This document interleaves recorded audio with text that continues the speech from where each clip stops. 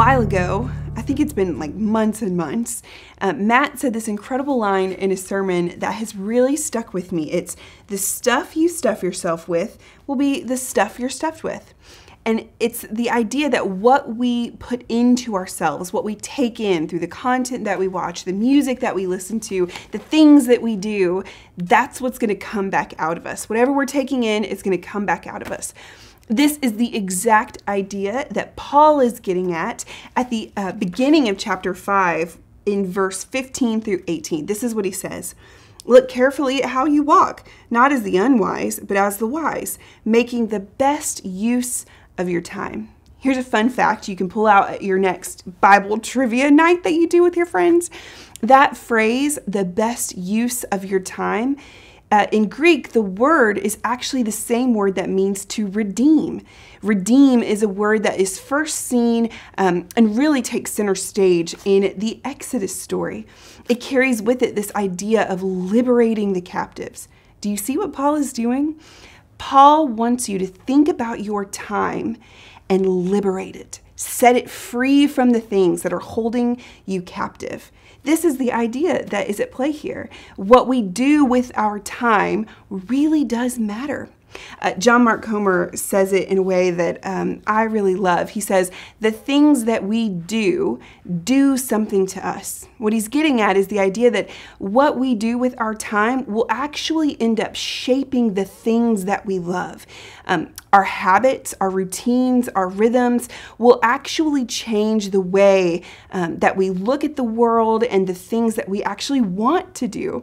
The best example I have for this is first thing when I wake up in the morning, I always pull out my phone and check my work emails. And over time, that's doing something to me. It's actually making me a more anxious person. First thing in the morning, I'm already thinking about the day ahead and all the things I need to do or the things I didn't do or the conflicts that are in my inbox and all the rest of the things. That's a silly example, but then Paul is going to actually give us, I think, a more poignant example of this. Look at verse 18. He says, don't get drunk with wine, for that is debauchery, but be filled with the Spirit. What Paul is not doing is putting a blanket prohibition on the drinking of wine. After all, Jesus drank wine with his disciples, with strangers, with all kinds of people. What Paul is doing is setting in view for us two ways of living, right? He wants you to think about how you live, what you do with your day in and day out routines. And what he's saying is you have a choice. He's just using wine as the example to make this choice clear to us.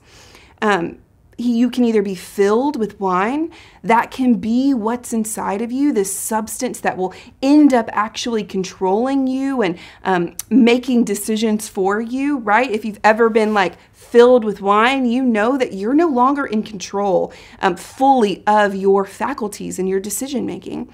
He says, don't do this. Don't be filled with this substance that actually doesn't have your best interest at heart. This created substance that doesn't know how you were made and who you were made to be. Instead, be filled with the Spirit of God, the thing that comes directly from the Creator, part of the Trinity, who does know who you were created to be and can guide you into wise, healthy, whole living. This is the choice set before us.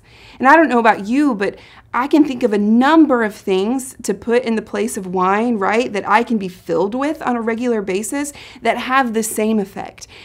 For me, I think of TikTok, right? If I'm being filled with TikTok and all these random videos of other people telling me how to live, what's cool, what's not cool, how to think about the world, then I am being shaped and formed and filled with, controlled by something that may not actually have my best interest at heart, that doesn't know the wisest and best ways to live, right?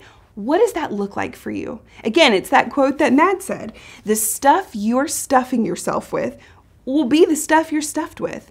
What are you filling yourself with? What are you doing with your time? Where are you spending your energy and your resources constantly? And is that actually the wisest way to walk? Paul wants us to liberate our time, and he wants us to be filled with the Spirit, because that is the way that's going to lead us into the best kind of life. Over the next few verses, which we'll talk about on Friday and as we go into next week, he's going to explain what that life filled with the Spirit actually looks like. And as you go through the next week, just really be asking yourself that question. What are you spending your time on? And what do you need to liberate your time from in order to be filled with the things that really do matter, to be filled with the Spirit, to spend time with the Spirit, with Jesus, so that you can become who you were created to be? Amen.